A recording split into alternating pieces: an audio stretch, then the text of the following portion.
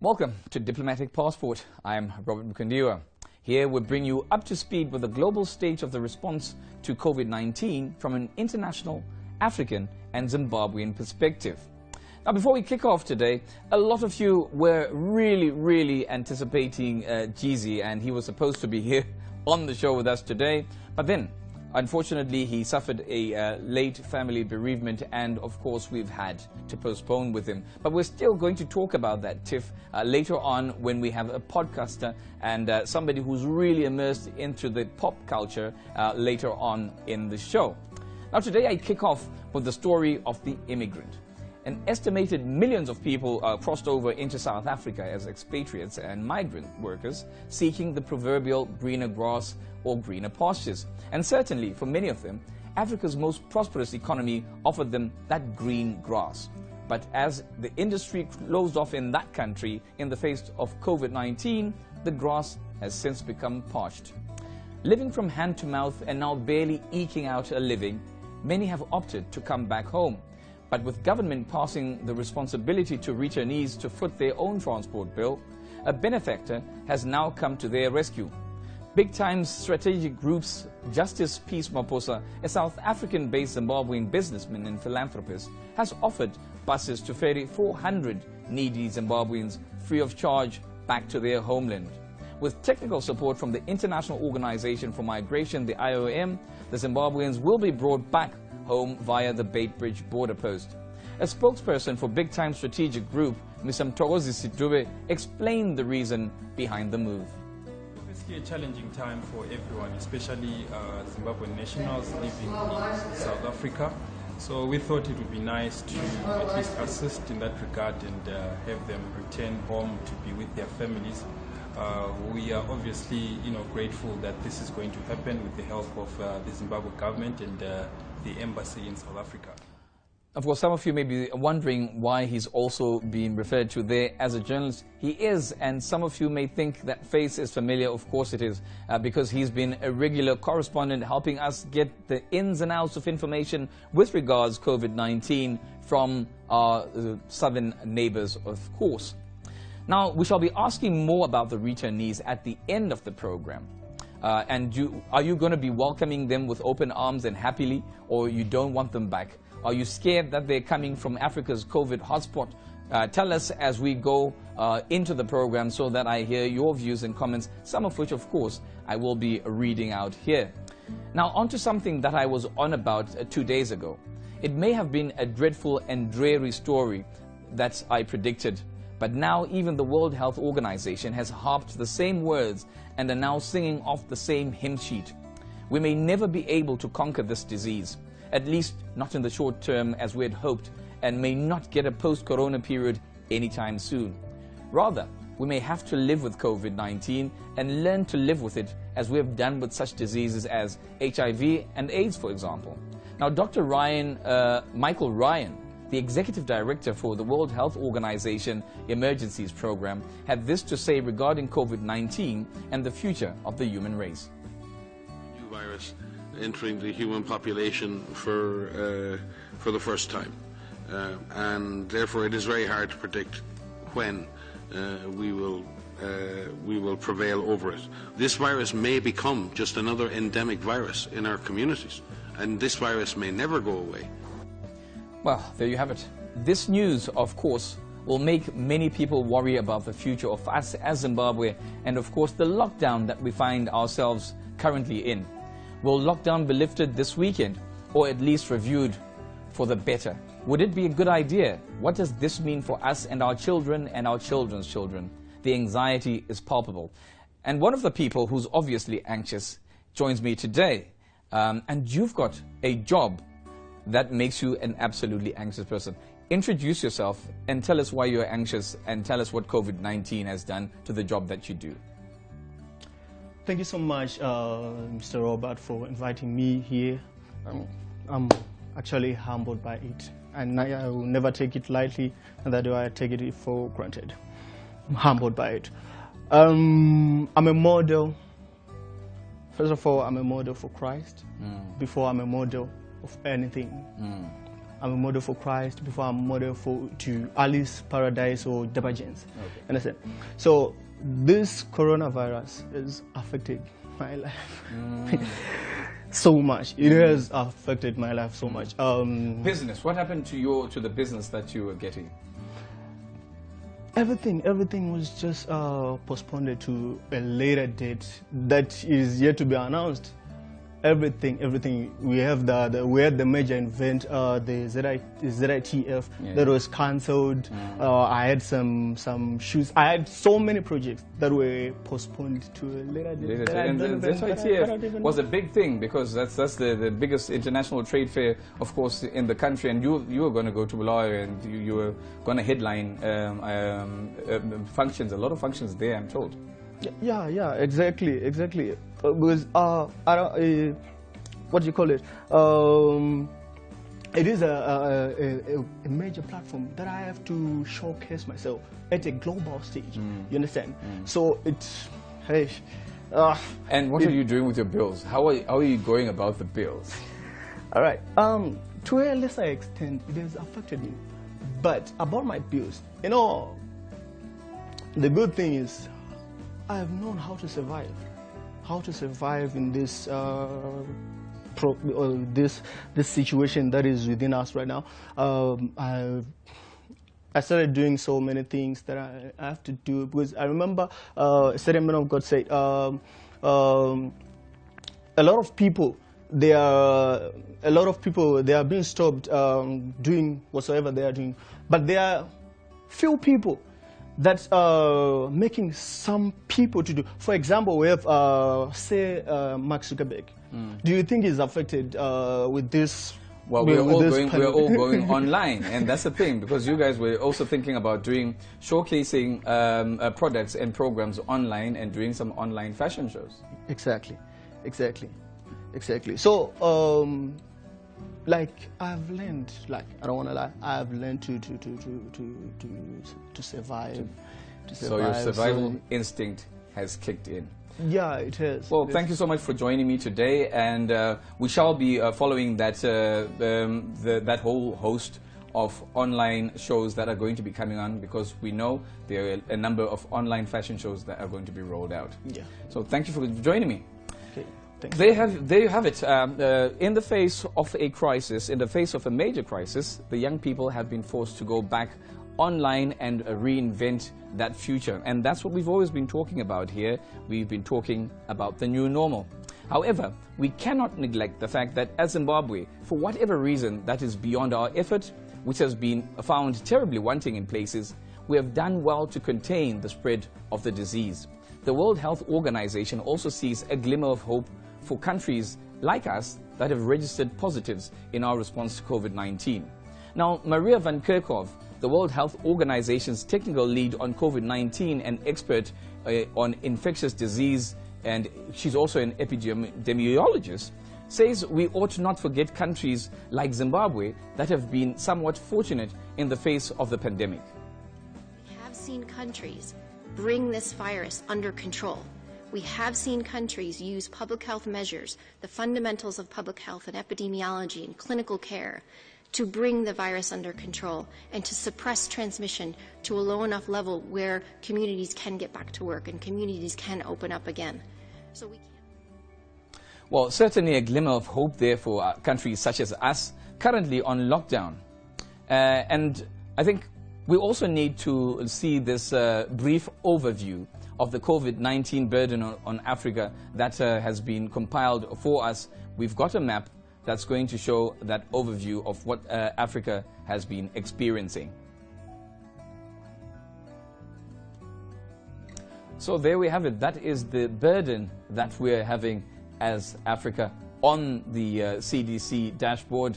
And of course, South Africa is showing that very, very big incident. And of course, in North Africa, there's a very great incident. And we are the fortunate people there in the blue, that little blue dot. We are the lucky Zimbabweans, because we really haven't been as affected as much as our southern neighbors, South Africa, who are really grappling with what is a very terrible pandemic. Now, before we finish, I've got a podcaster and a regular critic, a regular person who really follows the pop culture, the urban culture, joining me today. Introduce yourself, because we really need to talk about where the culture has gone owing to COVID-19. Okay, thank you, Robert. Such a stellar introduction. My name is Tautino Frey, to the government of Zimbabwe, and Selector into the hip-hop community and the world over. Yeah. And you've been immersed in the hip-hop community, and you've been pushing the fact that, you know, there's a lot of richness in the hip-hop community in Zimbabwe. Yeah. And what have people been saying about that before of course, this past very eventful week? I think before, people have been trying to find, like, what can I say, something they can, like, relate to with the genre, because they always feel that maybe it's not really speaking to what people are going through right now. But I think we're getting there. The music is getting better, and hopefully when the numbers get bigger, the corporates and all will support, like, what they do with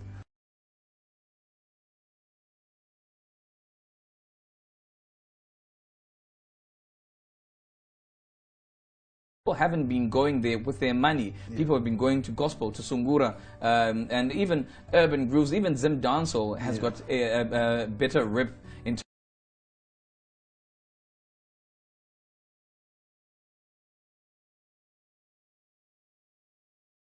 and it seems those guys were surviving on outside of social media. There was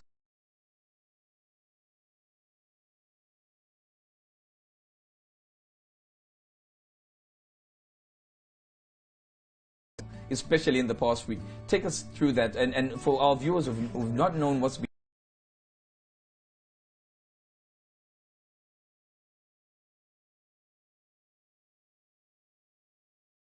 going, because you've been following that every step of the way.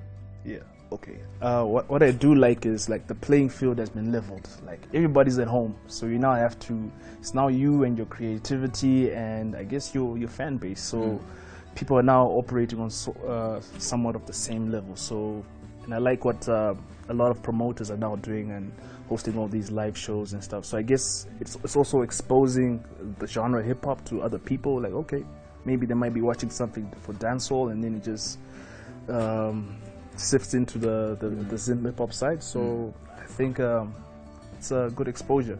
It's a good week for hip hop, and I wanted you to just tell me about the beef. But before we go to the beef, this week ZTN, of course, hosted the Garamumba.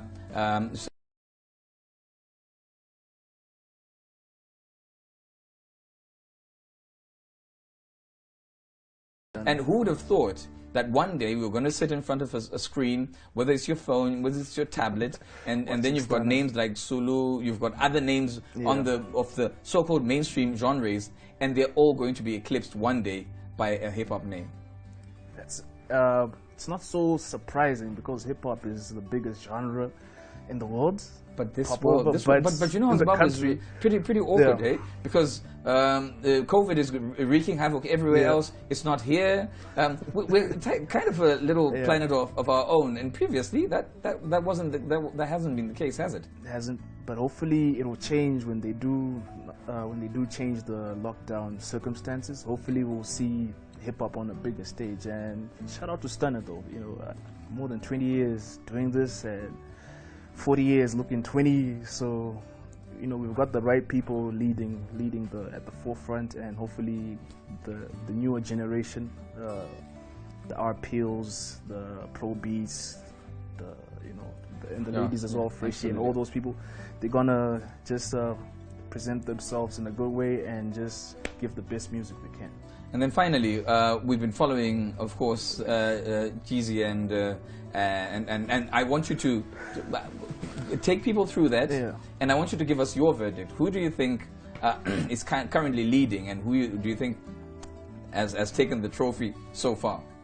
So far, I think who's leading right now is Jeezy. Jeezy, in terms of the better music. The music is more digestible.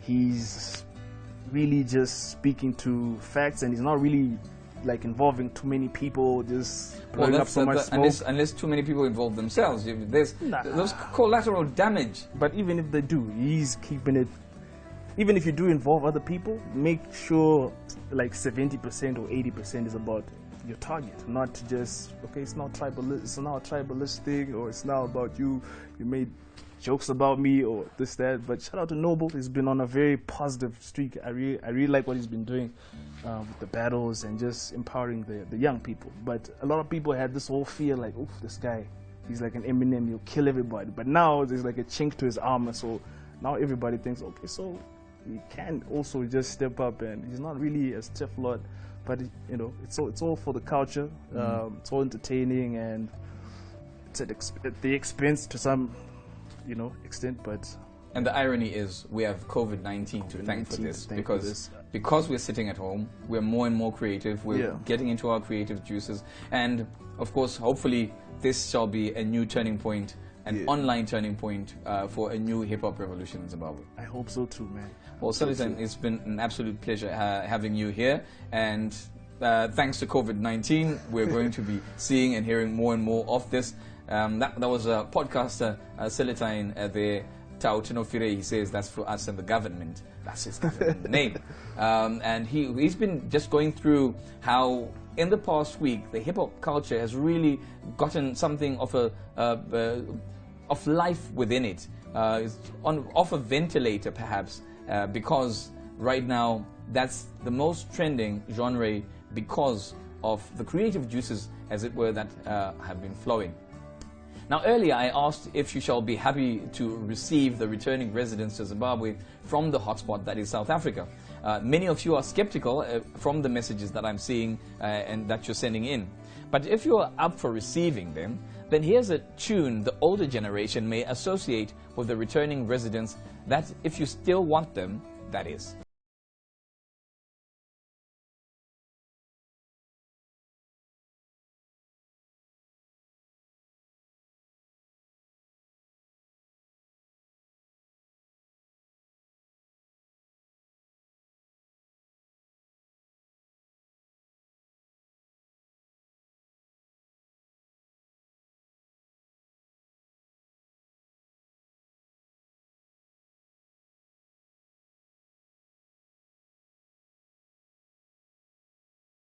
Before we close, that of course was a little retro song for you, but I'm just going to go through a couple of comments that you've been sending through. Angie Carey says, I think they should treated and they should be screened, treated and isolated at point of entry, and let them return to their homes and rehome the homeless with a piece of land, so that they can start afresh and feel useful and valued back home.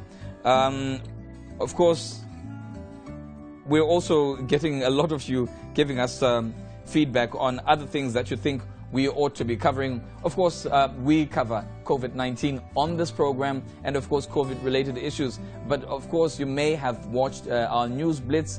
That's something that appeals to the news of the day, which you shall be seeing and shall be fed to you as we go forward. Of course, tomorrow we shall be focusing on State House, because we want to know, will lockdown be finally lifted altogether? What has the government learned of over the past 2 weeks, perhaps to decide which way to go forward?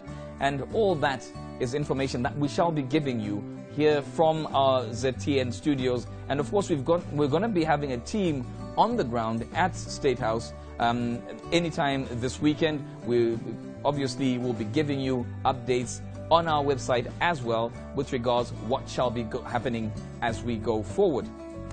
And on that other lovely retro note, we say welcome home when they do land. To those returnees, we're saying should at least be given pieces of land and whatever, so that they feel valued, and we are happy that they're coming in one piece. Home is always best, and certainly we owe them quite a bit. The diaspora remittances have done very well for our society, and when all is fine and dandy, then it's true that they can return to their land of work. Keep your responses rolling to robertmkondiwa@gmail.com or on my Twitter handle @ZimRobbie.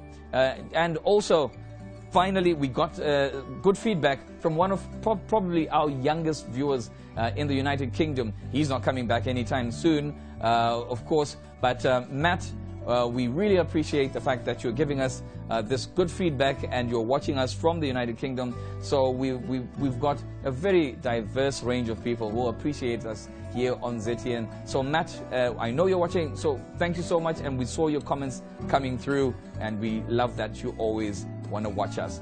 And to everybody else, until tomorrow, stay home, stay safe.